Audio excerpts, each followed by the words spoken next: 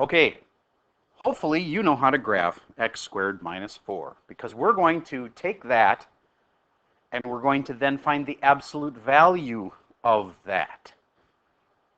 We're starting today's lesson a few slides in on lesson 4.3. It's going to cover both reciprocals and absolute values. Today I'm going to mostly cover absolute values because we have a lot of kids missing today, and I want to keep this short for both the kids in the classroom and for the kids at home that are going to watch this video. I just want to give you a short lesson on absolute valuing functions. All right, so x squared minus 4. Well, here's x squared, and minus 4 just means you move the whole thing down. So that is a rough sketch of x squared minus 4. You with me so far? Okay, now if I take the absolute value of that function, see, it's the same exact function with absolute value bars around the outside. I want you to think this through now. Did I just absolute value the x's or the y's or both? What do you think? What do you think? I think I did the y's. What do you think? I think I did both. You want to give me arguments on either side? Do you have something? Do you think it's the x's?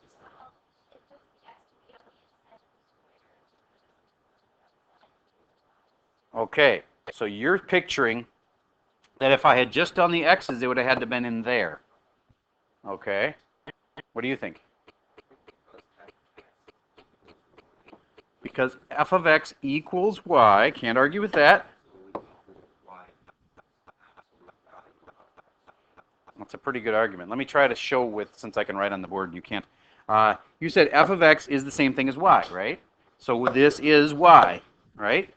And that means all of this, it says it's equal to that, then that means that's y also, right? Does that make sense to you guys? If this is y and it says it's equal to that, that means that's y. So when I put absolute values around that, I'll make them green here, then I have absolute valued the y values. Okay, so now let's think this through. If this is my picture here, oops, a little Frankensteinian there, but if that's my picture, the y values that are negative are going to get changed, right? Think about this. If you absolute value a positive number, it doesn't do a darn thing.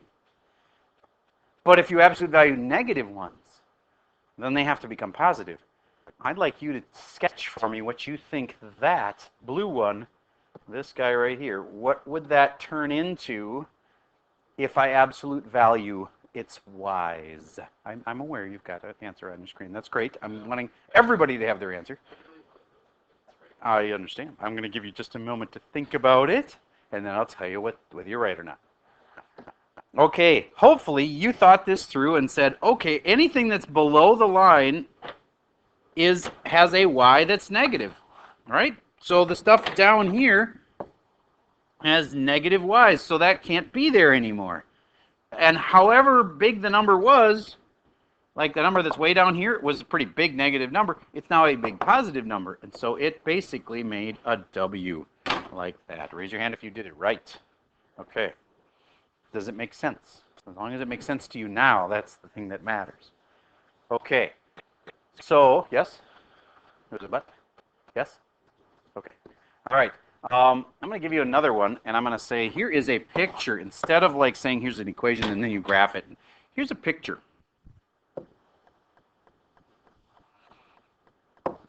And if I call that f of x, I'd like you to draw me with, I'm going to use a different color here, absolute value of the f of x. It's the same basic idea as what we just did. It's just that it doesn't have any equation associated with it. Make me a sketch. I'll pause while you try that. All right, so we've got to flip this part over. Okay, so this part here has to instead go up this way. Excellent. And any other little particular region that's important? A little dip. And you flip that over like that. Awesome. I'll draw it all in blue now. There we go. Raise your hand if you had that right. Okay, good. You get doing the absolute value on the outside. What does that leave? Is the alternative. doing the absolute value on the what? Inside. So instead of doing absolute value on the outside, what if we were doing the absolute value on the inside? That means, think about this now, that instead of the outside stuff, which is like things on the outside are vertical things, right? We get how we just took the vertical stuff that was on the bottom half, this and this. And the things that are inside are horizontal things, right? So try to use that, and this is definitely harder. Try to use that and tell me what you think this graph should look like when you absolute value the x's. Now this one is definitely tougher. Maybe nobody's going to figure it out, but at least I want to give you a try to have that challenge. Okay, give it a try, and then when you think you've got something, compare it with your partner for today. Okay, so anybody got any theories? What's your theory, Miss D? All right, so take everything from the left side, you mean, like? Okay, so take everything over here and flip it over to over there. Very interesting idea. Anybody concur that think that that's the right answer? All right, many of you. Does anybody have an alternative plan, because that was not the right answer? Good try. It was a good idea, and it has to do with horizontal, and you got some things right, but not completely. Yes, sir?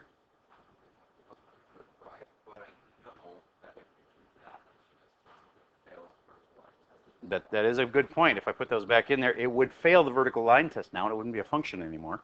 Now, I'm not saying that doing a weird thing to your function couldn't cause it to not be a function anymore, but you are right. The final answer here would have not been a function. And when we are done with it and doing it correctly, the answer will be a function. So that's a valid point. Any ideas on how we could do it? Yes, sir. What other half? The right half? Yeah, the left half. The left half. You want this half to disappear here? Explain why. Okay. It's a good guess. You're right. That's part of it. The left side disappears. Why would the left side disappear? Think logically here. When you're go ahead.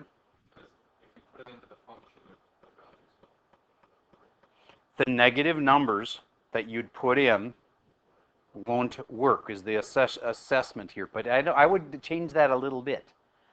The negative values that you put in won't work the same because we absolute value them. Yes?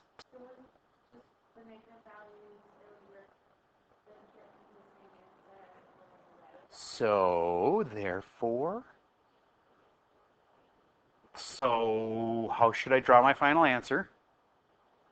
You said is absolutely spot on. It's just, can you put that together with where is the final answer then? What she said, to repeat for those at home, is she said that when you put in a negative number like -3, it's going to act like you just put in a +3, right? That's exactly it, because when we absolute value something, putting in a -3 into this function, what does the function think I put in? A +3. Why don't you sketch it now if you have any idea, and turn it my way, and I'll tell you if you're doing it right. I'll pause for a second while you give it a shot. So a lot of people are telling me the answer is just this then, because when you put in negative numbers, I think you're thinking when you put in a negative number, it doesn't work. That's not true. When you put in a number, it gets you the same thing finally. Yes, don't show anybody. Flip it downwards. Yes, that's it. Yes. Yes. Kind of, except yours is a little wobbly. Yes, yes. Okay, here, for those that aren't catching it yet, if I put in a -1, I get the exact same thing as when I put in a +1. And so +1 came out with this, just a little above 3. So this is just a little above 3. And when I put in -2, it comes out the same way as when I put in +2, which is a little below 3. And so this is a little below 3. and then it goes like that. And there's your final answer. Yes, it does a little bit look like a handlebar mustache. Okay, so moral of the story. You erase the left side of the graph because those outputs will never happen again.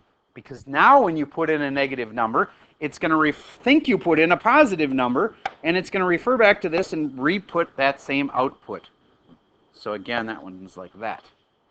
So -2, it's going to think you put in a +2 because it's absolute valuing it, and then it's going to re-put this same output in, except right there.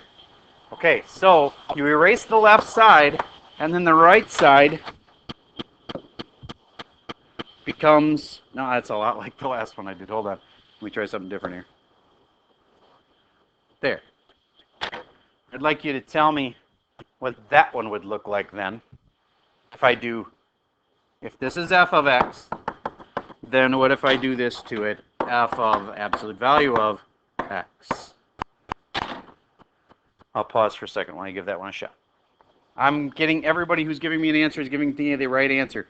I'm going to start by erasing the left-hand side because those values can't ever come out again. Because when I put in a -2, for instance, it's going to look back and say, what did I give it when it was +2? And I'll put the same thing here. So it ends up being a reflection of the right side over to the left side. And it looks like a big M now. Okay. Let's see if you've forgotten the first one we did. So let's say we had this shape. Kind of like a teddy bear with big ears.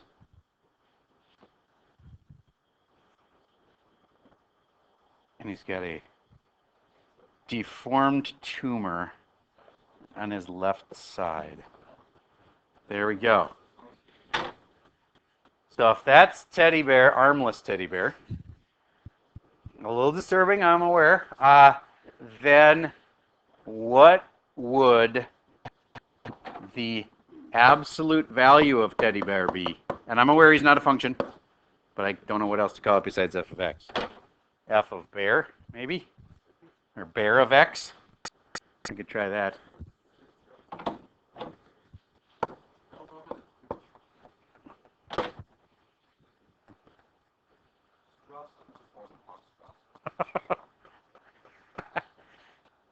Okay, I'm going to pause for a second while you try to deform. So it looks like this. This part here, all of that part, has to get reflected up. So this part, I'm just going to take one piece at a time. So I'm going to take this little piece right here and reflect that up, and that's going to look something like that. And then this little leg that was attached to it, something like that. And then this little part right here, and that's going to be like, and then the little leg that was attached to that. Okay. Expect that exact problem to be on your next test. Okay. All right, I'll give you a simpler one. Here's a function. There's an asymptote line in it. It's going like that. I'd like you to do both f of x, absolute value, and f of the absolute value of x. Do them on separate answers. They are quite different.